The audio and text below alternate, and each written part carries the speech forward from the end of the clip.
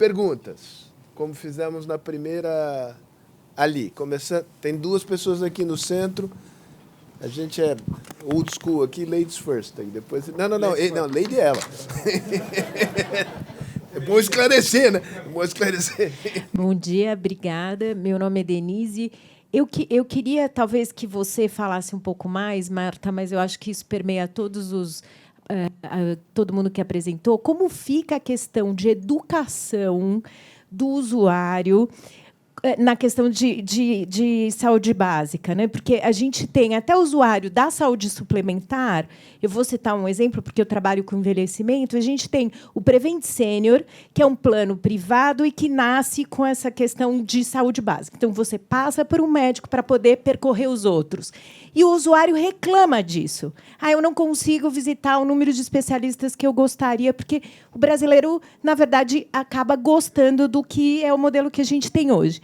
Então, como nenhum de vocês falou, e você falou muito, né, da gente usar a internet como um instrumento de educação positiva, eu queria que a gente conseguisse entender como que a gente vai educar o usuário da saúde pública também e o da privada, para que a gente entenda que esse sistema é mais produtivo. Valeu, Denise. Mais uma... Olha, aqui, agora é ele. Vamos lá. Obrigado. Meu nome é Guilherme, eu sou psiquiatra e professor universitário, mas falo aqui como ativista. Minha pergunta, eu coordeno um comitê chamado Comitê para a Regulação do Álcool, e gostaria de perguntar para o meu colega Erno, para o governo, portanto, e agradecendo a minuciosa explicação, mas é uma pergunta que serve também para a saúde suplementar. Desde 2018, a OMS coloca o álcool como o principal efeito controlável de global burden. O burden, o impacto na morbimortalidade, anos de vida brasileiro, do álcool é maior do que o tabagismo hoje, desde 2018. Desde 2018, a OMS coloca o tema do álcool como o tema da vez, para se pensar em termos de prevenção. E, no entanto, chama atenção historicamente nas políticas de saúde brasileira, e essa tendência continua, que a questão do álcool não aparece, é um grande silêncio nas políticas de prevenção do Brasil. Portanto, eu pergunto, qual é a atenção que se deve dar, já que eu vi todos os programas muito interessantes que apareceram aí, e nenhum menciona a questão de álcool como esse grande fator, crescendo exponencialmente em jovens e mulheres, verticalmente. Assim. O que se pretende fazer, ou como se pretende, do ponto de vista do SUS, abordar essa questão? Muito bem. Eu vou abusar da minha prerrogativa aqui. Uma pergunta para o Leandro e outra pergunta para o Erno. A pergunta para o Leandro, você não disse, mas sugeriu que seria desejável um processo de consolidação das operadoras de plano de saúde, que, digamos, há uma desconcentração excessiva no mercado. Elas acabam operando com escalas subótimas. Eu entendi errado, eu entendi certo essa sua sugestão. E, digamos, se há alguma política de procurar induzir fusões entre operadoras. Para o Erno, a pergunta é a seguinte. Erno, você defendeu, en passant, a ideia da regionalização. Ao mesmo tempo, há uma política, digamos, de transferência direta de aumentar a transferência direta de recurso para os municípios. Há contradição entre essas duas coisas ou não? Bom, começamos por onde? Marta? Tá bom.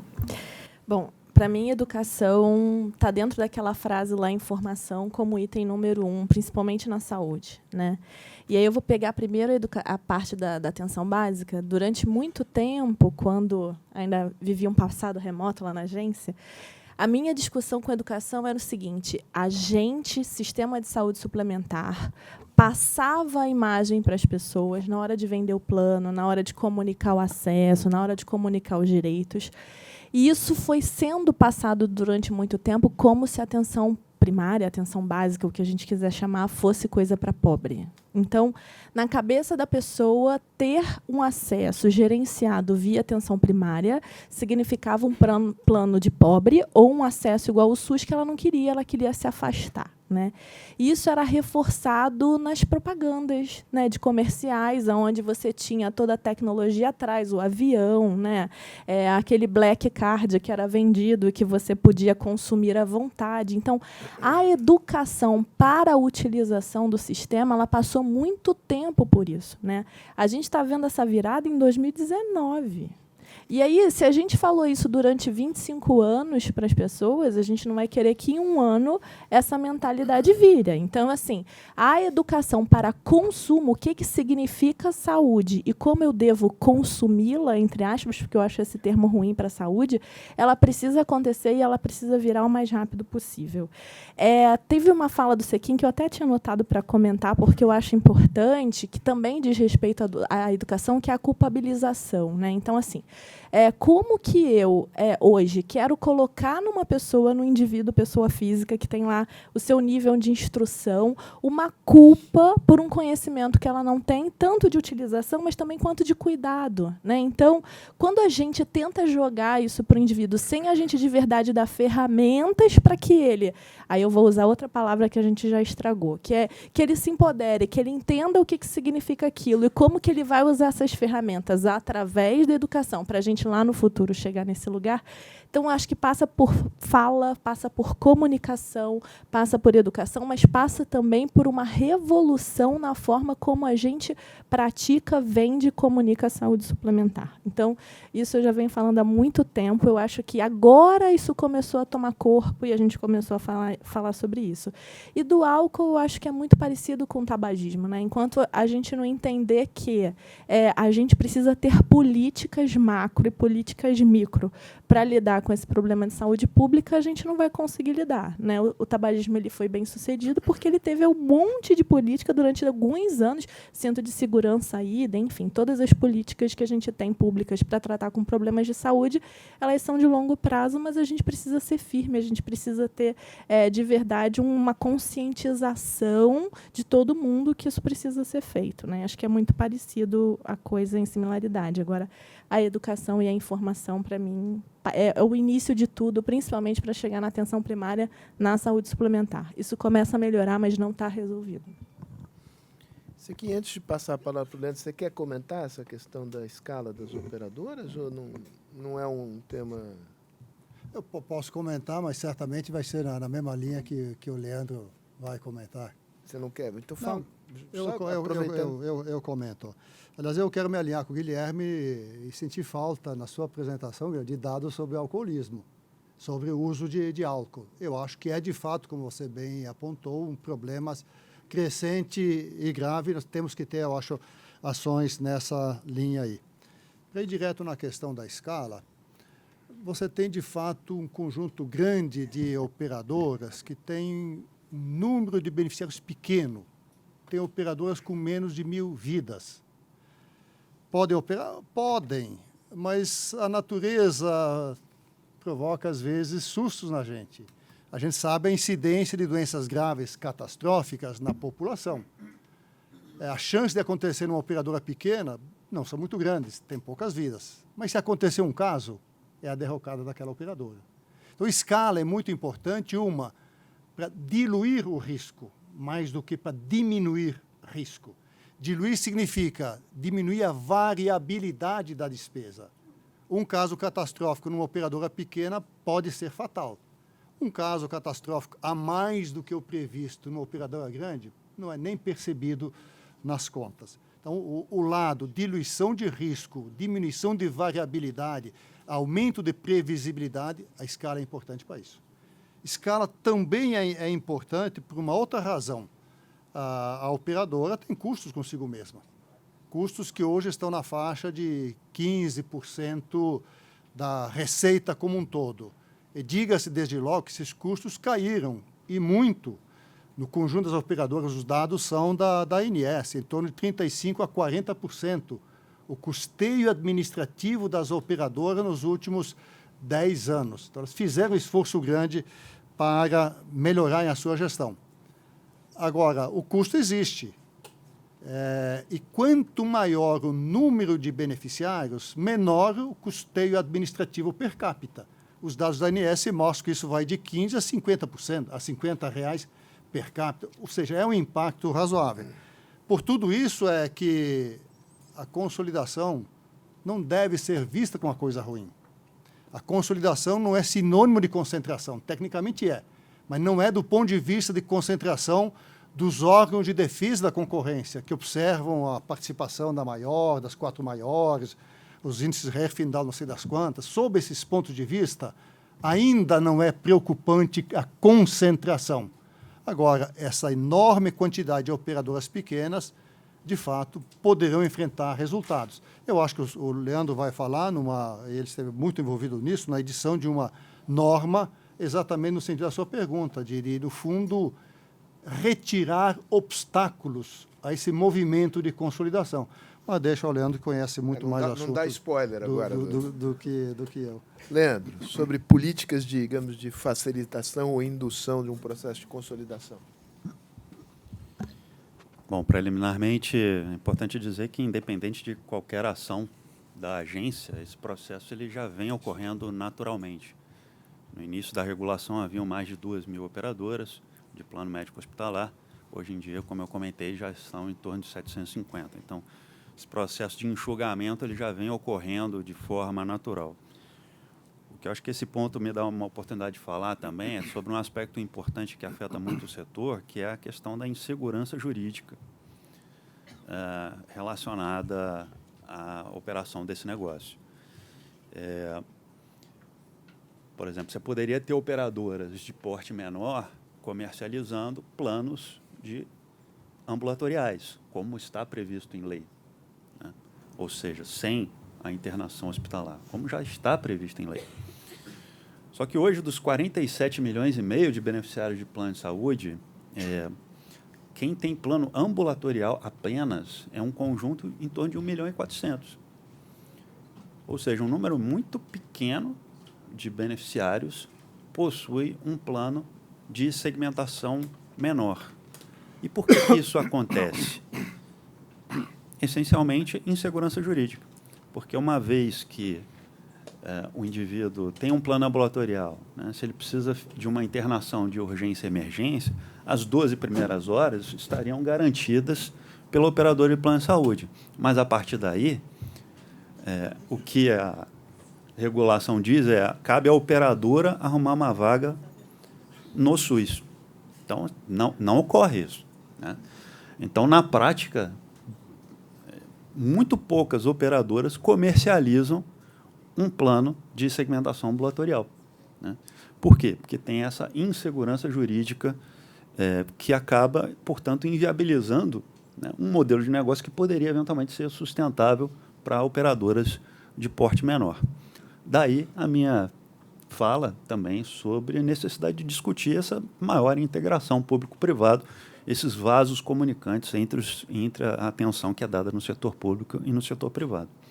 E essa insegurança jurídica, ela também afeta esse processo que ocorre de consolidação do mercado. Por quê? Porque muitas vezes o que acontece é uma operadora grande ou pequena podem quebrar, tá?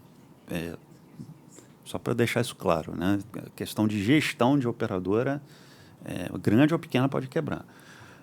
Mas o que acontece muito a operadora entra num processo de dificuldade econômico-financeira. A solução ótima de mercado seria o quê? A operadora que está saudável adquirir a carteira da operadora que está com problemas, né? Mas não é isso que acontece.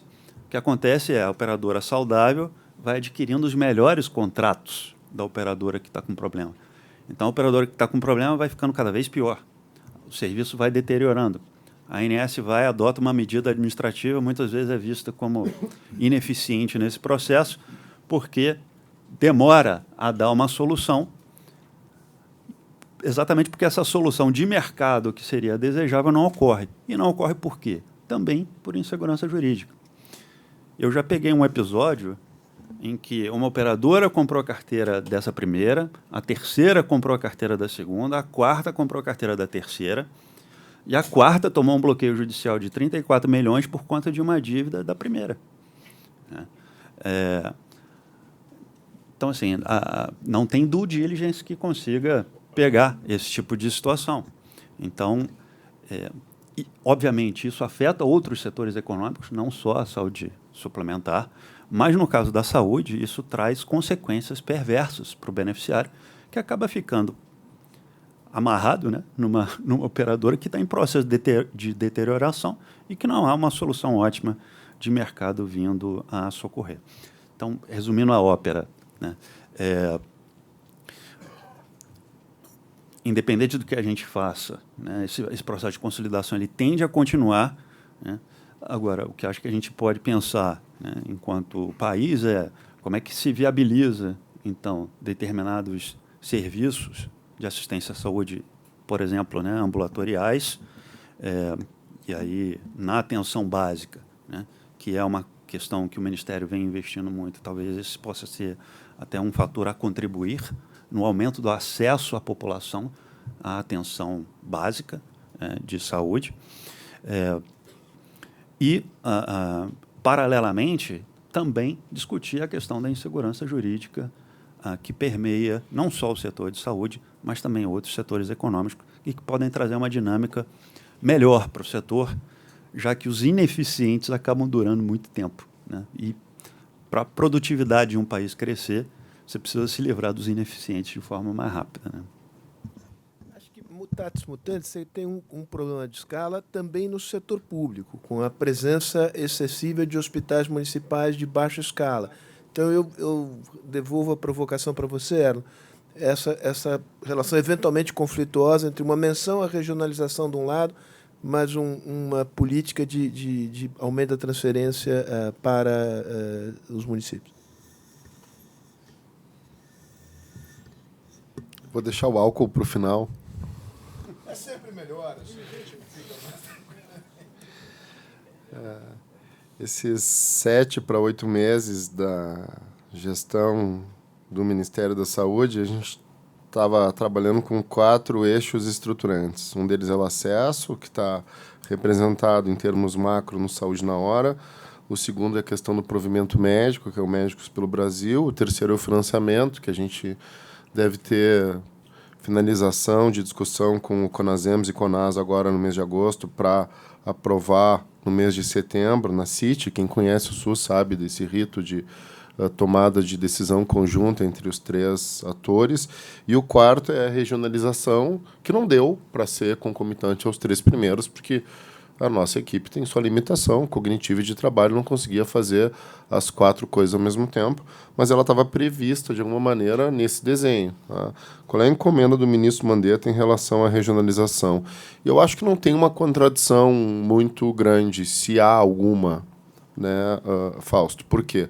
Porque a gente está falando de atenção primária. A atenção primária tem que estar em todos os municípios. E é esse recurso que a gente está flexibilizando para os municípios. É para ter o acesso de primeiro contato, a integralidade, a longitudinalidade e a coordenação. Né? Alguns municípios poderiam se associar para ter uma atenção primária melhor, no mesmo desenho da discussão dos planos, com outro contexto, poderiam. Isso vai entrar na discussão da regionalização. Comprar juntos, né? Tanto o serviço meio como o serviço fim, por exemplo, né? Contratar juntos, mas entra nesse pacote da regionalização. Os hospitais de pequeno porte é a nossa alavanca de Arquimedes na regionalização. É aí que passa. Eu acho que não passa pela discussão dos grandes fluxos. E a minha experiência de secretário de uma cidade que recebia os grandes fluxos. Não é um problema. Para Porto Alegre, para São Paulo, para o Rio de Janeiro, para Fortaleza, para Petrolina, para cidade grande, acima de 200 mil habitantes, receber alta complexidade, esse nome estranho, mas né, não é um problema, é uma solução, porque tu dá mais escala para o teu hospital lá, é melhor. É claro, tem que ter a distância do conforto e do gap clínico do paciente, né? Tu não pode submeter uma viagem de alguém de 8 horas com uma janela clínica de 4 horas, né? Mas então, não vai ter só nas capitais, não é isso que eu estou dizendo. Falei 200 mil habitantes, né? Mas dentro do que é a maior parte do país, 3.400 municípios são rurais remotos, rurais intermediários, rurais adjacentes ou intermediários remotos. São municípios muito pequenos. Esses municípios precisam de uma estrutura de apoio à atenção primária, que pode estar junto do HPP. A gente não vai propor a extinção dos HPPs, a gente vai propor um novo fim para os HPPs, um novo objeto para os HPPs, eles serem suporte da atenção primária e eles se contaminarem pela atenção primária e talvez eles serem uma atenção primária muito pesada nesse local, que é a história dos outros países, né? Se a gente pegar países escandinavos, por exemplo, pequenos hospitais eram, na verdade, clínicas do médico de família daquele lugar, que tinha meia dúzia de leito, quem ficava doente lá no norte da Suécia ficava deitado ali e resolvia seu problema, a não ser que fosse de uma gravidade maior e tivesse que ser deslocado. Então, a natureza do médico de família é um cara que, em algumas situações, não em Porto Alegre, em São Paulo, mas o médico de família que está no interior mais profundo do Brasil é o cara que vai ter que fazer parto de vez em quando. Não é para ele fazer os partos. Os partos é para acontecer num hospital que faz 4, 5 partos por dia, mas, às vezes, ele vai fazer um parto, porque é a vida, né? Quem já engravidou sabe bem, né? Ou a pessoa mesmo, no caso a mulher, ou o companheiro e tal, que as coisas podem ganhar uma certa falta de planejamento, assim, né? Podem se acelerar em algum momento. É um cara que vai ter que ter alguma habilidade cirúrgica para algumas coisas pequenas, não vai fazer uma cirurgia abdominal, mas vai ter que lidar com ferimentos, com lesões, né? Porque senão ele resolve pouco. Então, é dar tecnologia de cuidado para o lugar que está mais afastado para resolver a maior parte das condições lá e só transportar as pessoas que precisam, sendo todas essas que precisam de um cuidado com uma tecnologia mais intensa que não é de nível da atenção primária. Então, acho que não tem grande contradição.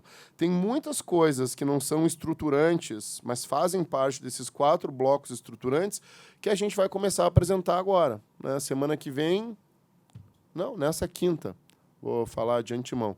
A gente lança a carteira de serviço da atenção primária nacional. Vários municípios têm. O país colocou na Política Nacional de Atenção Básica, a última, que é de 2011? Não, 2000 e agora, foi 2017, 16. Foi depois do impeachment, acho que é 16. É, né, Luiz? Tu lembra? De quando é a última PNAB? Acho que é 16.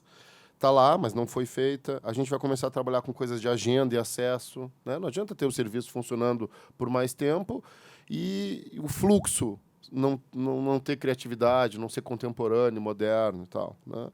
E aí entra a questão que está o álcool incluído. A gente tem um instituto contratado para fazer 20 linhas de cuidado para nós, que atravessam o sistema de saúde, o que cada nível assistencial deve fazer, né, em relação a esse problema.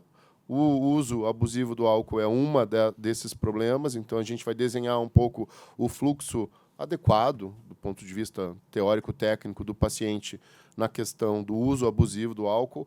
A saúde mental está dentro da Secretaria de Atenção Primária, o mesmo desenho que a gente fez em Porto Alegre. 40% dos pacientes que vão à atenção primária têm algum sofrimento psíquico ou transtorno mental, então não dá para essas políticas ficarem fora da mesma secretaria para conseguir ter integração. E o ministro nos pediu, já há alguns meses, um planejamento semelhante ao tabagismo, com as suas intervenções de sucesso, que nós estávamos conversando, Drauzio e eu, no intervalo, em relação ao álcool. Tá? Então, ele está completamente na pauta, mas a gente não conseguiu... por isso que eu disse que ia deixar o álcool para o fim. A gente não chegou no álcool até aqui, mas já tem gente trabalhando, montando essas questões, para agora, ao longo do segundo semestre, a gente apresentar para a sociedade uma política relacionada a esse tema, pelo que tu disseste, né? O Global Burden mostra o quão ele é vulnerável do ponto de vista de poder atacar esse problema e ter grande melhoria, e a gente vê a magnitude e a transcendência do problema no dia a dia, né? A transcendência do ponto de vista individual em menor escala, nas doenças secundárias ao uso do álcool mesmo, mas a transcendência coletiva é enorme, tanto do trânsito como na questão familiar, violência e, né, desestruturação familiar e tal. É uma cascata de consequências ruins, né? O Drauzio estava comentando que o cigarro foi banido da TV brasileira. O álcool não, né?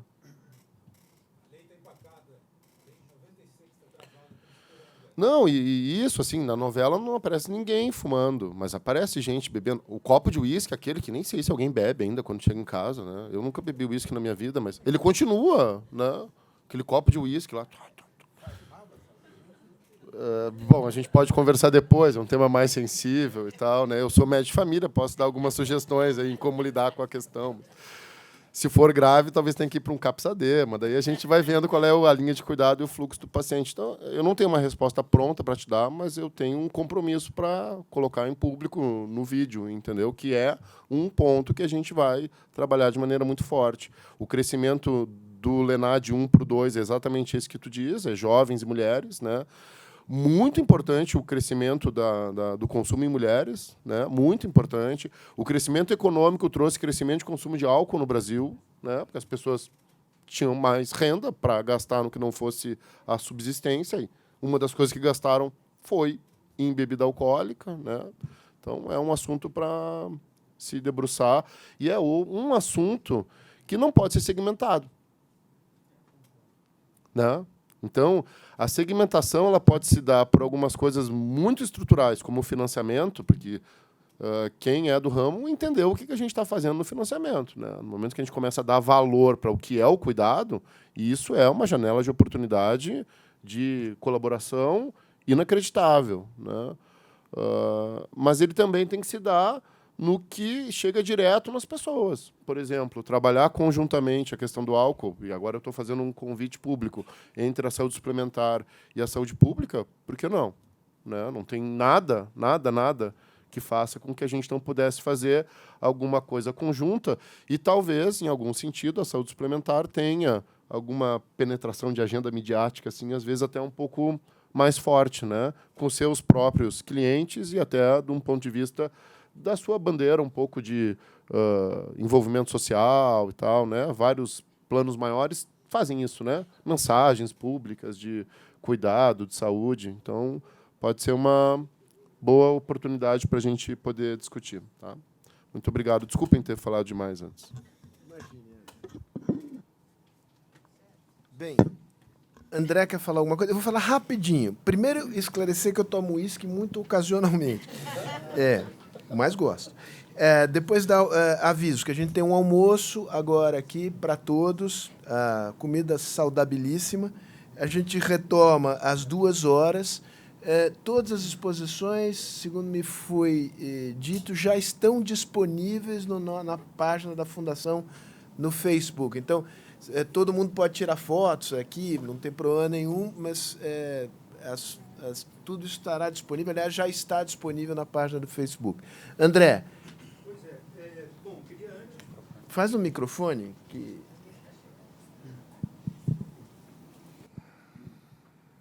Olha, eu queria antes felicitar todos os participantes pela mesa. Foi uma excelente discussão, bastante densa. Gostei muito da exposição do Erno sobre a questão da densidade das reformas que vão ser feitas na atenção primária. Mas eu tenho uma questão que eu acho que ninguém colocou e que eu gostaria de levantar um pouco a lebre, né, que é a questão da monitoramento, avaliação e da transparência. Uma das únicas iniciativas que tentou ser feita durante algum determinado momento para você fazer, por exemplo, um ranking de desempenho dos municípios foi o IDSUS, né? Que, com todas as críticas que foram feitas, eu mesmo fiz um artigo criticando a forma pela qual se organizou o IDSUS, ele dava mais ou menos um ranqueamento dos municípios e dos estados em relação ao desempenho do SUS. Essa ideia saiu, acho que foi em 2008, 2009, do governo Lula, com a perspectiva de ser feita a cada ano ou a cada 2 anos e nunca mais voltou. Então, a gente vive num escuro, né, do ponto de vista da questão da transparência e avaliação dos SUS. Isso me preocupa com uma questão que o Erno colocou especificamente, que diz, bom, os prefeitos vão, de alguma forma, ter capacidade de decisão. Se tiver um bom desempenho, tudo bem. Se tiver um mau desempenho, tem as eleições para mudar o prefeito. Mas ninguém sabe o desempenho dos prefeitos na área de saúde, a não ser quem vive diretamente, porque a maior parte da população não tem acesso aos indicadores. Então, a pergunta, vale a pena reeditar novamente um sistema de avaliação do SUS que seja anual ou bianual e que tenha um ranking de avaliação dos municípios e dos estados? E isso daí valeria também para a questão da saúde suplementar. Quer dizer, eu acho que a saúde suplementar tentou várias vezes fazer rankings de desempenho de operadoras, alguma coisa desse tipo, e essa estratégia nunca foi muito adiante. Então, um pouco para fazer essa provocação e ver o que respondem. Para o Erno. Para o Erno. Eu passo a palavra para você, não sei antes de dizer que eu não sei se você é gremista ou colorado, mas tem muita gente aqui dizendo aqui que você é a cara do Mano Menezes. Só não tem a conta bancária. A gente demitiu o Mano Menezes na semana passada. Eu peço desculpas ao Mano Menezes, mas foi um desempenho espetacular da equipe em pleno Mineirão e todos os cruzeirenses que me perdoem. Agora o Grêmio ali com o Torelli enfrenta o Atlético Paranaense naquela grama falsa lá. Vamos ver como é que vai se dar, né? Se vai ter uma finalzinha ali. Não passamos pelo Cruzeiro ainda. Chegou o Rogério Ceni, mas ele tomou um frango na final da Libertadores, né, do Inter. Então, disse que ele era colorado quando criança. Acho que ele prometeu a recuperação do Cruzeiro só no Brasileirão para não cair, porque se o Rogério Ceni não prestar atenção no Brasileirão, ele, né? Eu vou me engajar na discussão futebolística na hora do almoço com o maior prazer, mas agora responde a palavra. Foi de propósito, né? Na Copa do Brasil não interessa o ranking, mas no Campeonato Brasileiro interessa, certo? O Campeonato Brasileiro é ranking, né? Ganha o primeiro colocado, não tem final, né? E acho que é uma ideia muito feliz para se trabalhar. Eu comentei da qualidade dos dados, tá? A gente tem uma dificuldade com os dados dentro do Ministério da Saúde que é histórica, né? Cada setor calcula o mesmo indicador e saem resultados às vezes distintos porque usaram fontes diferentes ou alguma coisa do método diferente, mesmo sendo a mesma fórmula de indicador. Todos essas estratégias que eu mostrei têm indicadores que são os mesmos, ou quase os mesmos, a não ser que um seja específico, que estão acompanhando isso. Qual é a ideia? É o trabalho da equipe do Lucas, né? A gente criou na Secretaria de Atenção Primária 2 coordenações que não existiam. Uma se chama de financiamento e outra de informação, porque a gente está botando no nome o valor que as coisas têm. A outra é atributos da atenção primária. Então, é Bárbara Starfield, dinheiro e informação. Isso é a atenção primária, né, em resumo. Se pudesse ter só 3, teria só essas 3. A gente está qualificando os dados, a gente vai fazer ranking dos municípios e vai fazer ranking das equipes. E isso vai ser público e transparente, do ponto de vista da atenção primária, de cada um desses indicadores e o global. O que acontece com o PEMAC? Eu não estou pegando no pé político, eu estou falando de método.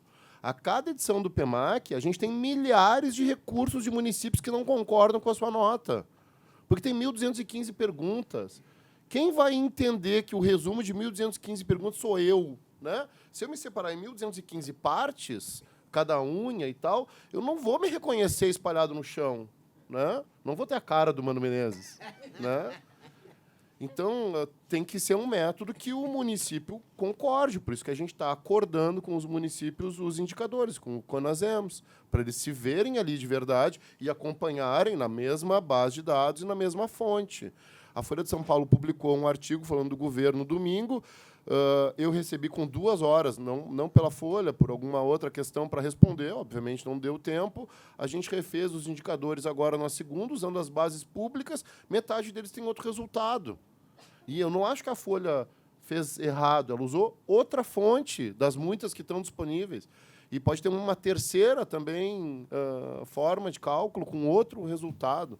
Então, também não dá para publicizar coisas que podem estar erradas, né? Então, a gente está acertando a qualidade dos dados para poder trabalhar com mais tecnologia e fazer total transparência, que é o objetivo.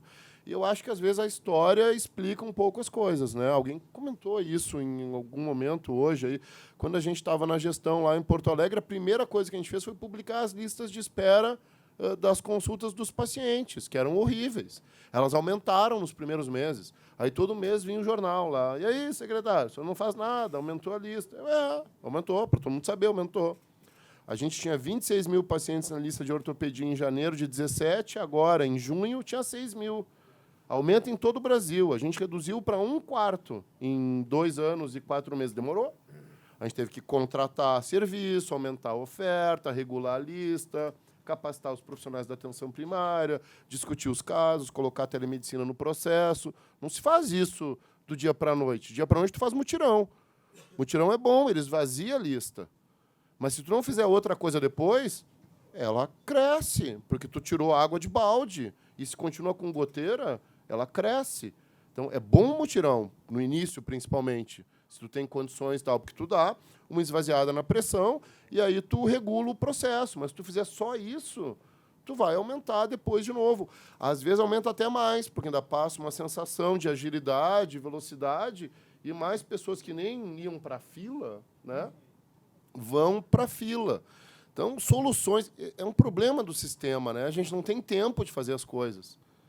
Por isso que a gente lançou o Saúde na Hora cedo, assim, porque se tu não coloca uma boa notícia na rua, fica difícil, né? Então, tu tem que jogar com notícias que tu pode colocar boas na rua, que resolvem problemas das pessoas, mas tem que fazer as coisas estruturantes, e elas vão demorar para ter resultado. A mudança do financiamento vai demorar para ter resultado, não vai mudar o SUS no primeiro ano, vai demorar.